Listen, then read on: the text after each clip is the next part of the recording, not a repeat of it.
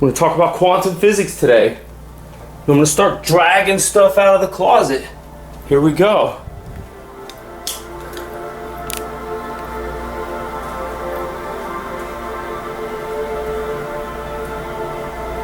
Now I'm going to show you guys how far that rabbit hole really goes. I'm going to show you what you're going to find down there at the bottom too. No, it's at the bottom of every rabbit hole. Water. Now we got a lot to cover today. There's an endless amount of technology laying on these tables. We're going to talk about ozone. How to repair it. We're going to talk about Tesla coils. Different circuits. High voltage ZVS drivers.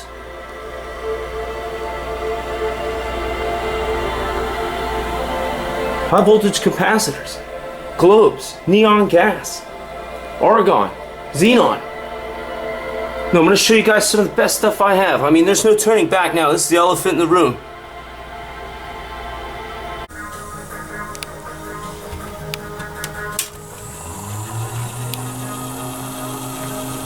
Now that's one way to get to the gas, by spinning the motor. And see, this would come in handy with your HOFFMAN apparatus. Now I've built these before, and it's very nice to have the gas separated. You get to burn your hydrogen without the oxygen.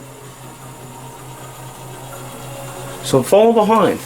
Now I sketched this out a year ago. I was going to rebuild my HOFFMAN. There's a lot to it. There's a lot to it. You know, I'll read some of the stuff out of this book. You know, the size, the power, the material, the separation, the design, the tank. You know, there's safety issues. The electrolyte, the weight, the cost, the parts. You know, am I going to have a low pressure system? How much PSI? Am I going to have a retardant system? Am I going to hook up some propane to this thing or something? Lights, PVC. You know, speed of operation. Removable electrodes. Types of electrodes. Am I going to have a scrubber hooked up to it? I mean, there's a lot here. The height, the connections, the regulator. The simplicity of it all. You know, I think this stuff out. I write it all down before I organize or make anything. You know, the hose connections, the pressure, the size of the flame, what kind of transformer, how many amps, how many volts am I going to use? I mean, you know, these are some of the questions you have to ask yourself. So I hope this helps out the next person. You know, I just wanted to show you there's many different ways you could do this.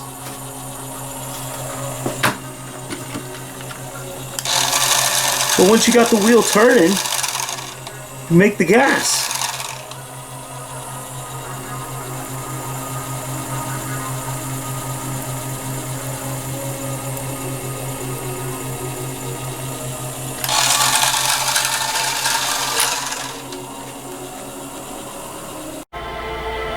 You guys want endless clean power, right? Well, here we go. We'll start here. Reactor cooling. Please wait. Okay, give that a moment and we'll come back. I'm going to show you some of the different circuits I have. This is what it looks like inside those plasma globes. There's a high voltage transformer. There's capacitors in there. And it doesn't matter how long the wire is. You can run these things long distance. See, I've taken it apart. This is cool because you can actually see the electricity. Now I'll show you whether all this is relevant. I'm going to show you guys something you've never seen before. Now this is what I was all about. I've run out of time. You know, my inventions and everything, I did it all in reverse. I should have started with the HOFFMAN apparatus. But I started with this, and I'll show you why. I'll show you guys why I did this. So we're going to cover neon today. Let's go back and read this.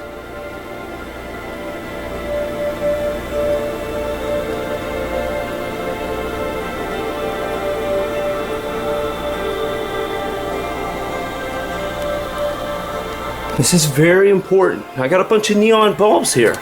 Now when you mess with this stuff, you're going to notice immediately, working with a plasma globe, you get the idea that you've got wireless electricity.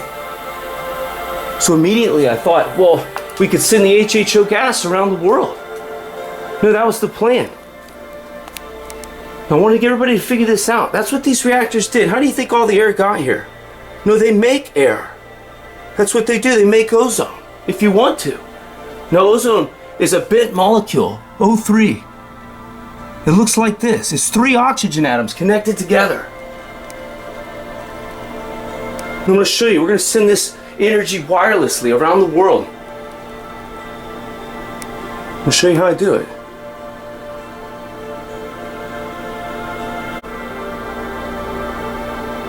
Now think about this. This is just the opening part of the video. I'm going to edit a bunch of stuff in here. I gotta wait for this thing to cool off. The core is hot. And I can smell the ozone over here. You can smell it. It's being created. And we don't want ozone on the ground. We want it up in the air. Now I'm going to show you how to make the ozone layer thicker than it was before. And don't tell me these guys don't know how to do it. Look on the back of this book here. Look right there. It tells you. This guy was a genius. Look, Forrest also does scientific studies of sunlight, the atmosphere, mosquitoes, bacteria. A simple instrument he developed to measure the ozone layer earned him the prestigious Rolex Award. NASA sent Forrest and his instruments to several western states and twice to Brazil to measure the smoke from giant fires. And I've learned a lot from this guy. He's a genius, electrical genius. So we'll continue on.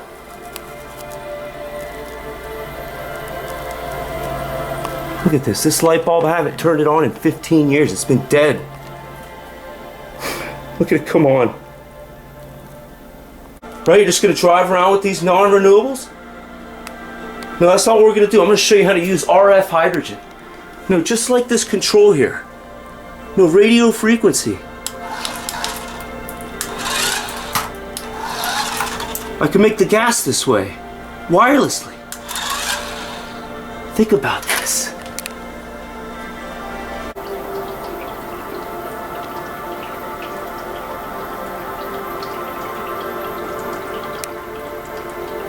Now, right off the bat, I think I should cover this. These are not toys, ladies and gentlemen. These plasma cones, they burn hotter than the sun. You know, they release energies that most people can't even comprehend. You know, when Tesla left these behind, I've been so amazed by what I've been seeing in here. And I knew I was going to be able to make radio frequency hydrogen. And I was going to be able to send hydrogen gas around the world. Oxygen. I was going to solve world hunger, save all the animals, the trees, the whales, you name it. Now, what are you doing? What are you working on? That's what I've been up to. I've been thinking about these animals. I've been thinking about this planet and the people on it.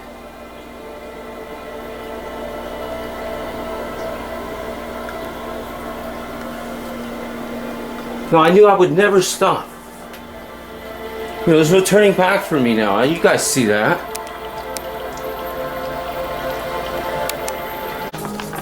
Alright, so we're just scratching the surface over here. Okay, we're gonna go over here now. We've covered some of that. So without quantum physics, basic light switches and lights wouldn't even work. Think about that. The electricity travels at the speed of light. And we'll come back to this. Now, you can energize large objects with these transformers. Can shock you. Doesn't matter if it's a big obelisk or your refrigerator. If you bump it with that high voltage cord and you touch the refrigerator on the other side, you'll receive a shock. So we'll come back to this. We'll talk more about these globes, the gases inside them, the Nobel gases. Let's move on. We're going to go back to the vacuum engine. We'll cover that again. Talk a little bit more about that, but right now we're going to cover radio frequency hydrogen. How would this work? How would this work? So I took the car and I parked it off the edge here so you can see it run. Watch this. Okay, the back wheels are going. Okay? Now there's a motor in there. There's a motor inside that car that makes it run. So it makes it drive. The drive shaft runs as you activate the motor. And you do it through radio frequency. If I was to put a wire around the end of this, you'd see the light bulb come on. So there's invisible electricity going from here to there. A lot of you guys already know how this works. But what I want to do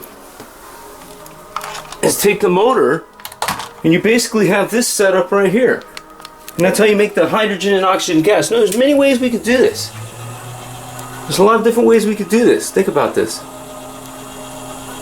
Go back to the table of elements here. And this is why I want to get to these different Nobel gases, because they'll glow. And I can use it to make electrical power using solar panels and a lot of different ideas. We're going to cover a few of them. But see, it's all about getting the DC power. You know, any way I can get the DC electricity, I can make the gas. I can do it with an alternating current too, but it's a little trickier. It's a little trickier because of the skin effect. But just like you see these motors right here, that's what's inside that toy. So if you put the motor at the bottom of the fuel cell, obviously, you hook it up to the electrodes, and as the motor spins, it's going to make the gas. But I'm going to have to read all this out. There's a lot of different dangers here working with this. You know, this is high voltage safety. You know, this is an eye hazard, a shock hazard. These things are full of high pressured gas. There's argon in there, xenon, neon. These are some things to look out for. And they produce ozone. Sometimes. You know, they can disrupt phone, PC, lamp. They give off dangerous UV radiation that you can't see. They're a shock hazard. You know, these things will mess with your pacemaker. No, when I spend too much time around them, my heart flutters. This one's on and you can't even see it. Look, it's not a toy. This is high voltage. I'm going to use it to send the gas around the world. I'll explain all this to you. It might take a couple of videos, but you'll figure it out. I've been studying these things for so long. I could never explain it all in one video. I could never. It's going to take quite a few, but you'll get the idea. But remember, you're working with high voltage. There's capacitors here. You got to wear your safety goggles when you're around this stuff, guys. You know, this thing's throwing off electromagnetic radiation. Look, there's 57 volts, 60 volts coming off that damn light bulb, and it's on the ground next to it. And I've got the leads hooked up to it. I mean, think about that. There's more power here than you could possibly imagine.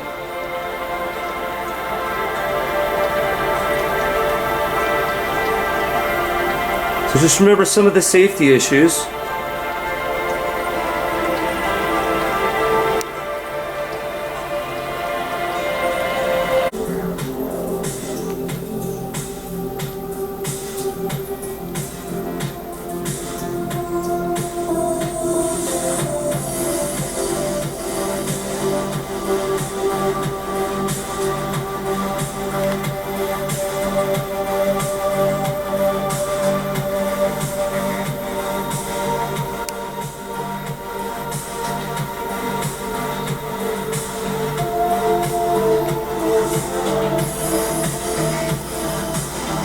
But we're just covering some of the basics. I wanted you guys to see some of this stuff. This is my ZVS driver. It's my flyback transformer. We're going to be working with this stuff. I just wanted to show some of the equipment. I think a picture's worth 1,000 words. That's what's inside those plasma globes. That's the circuit. It's very simple.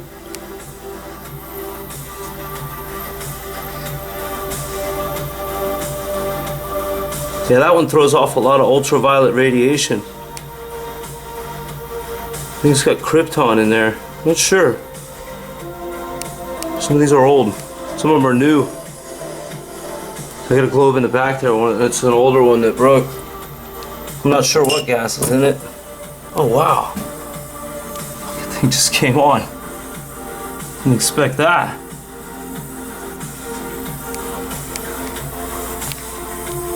Weird. Till next time.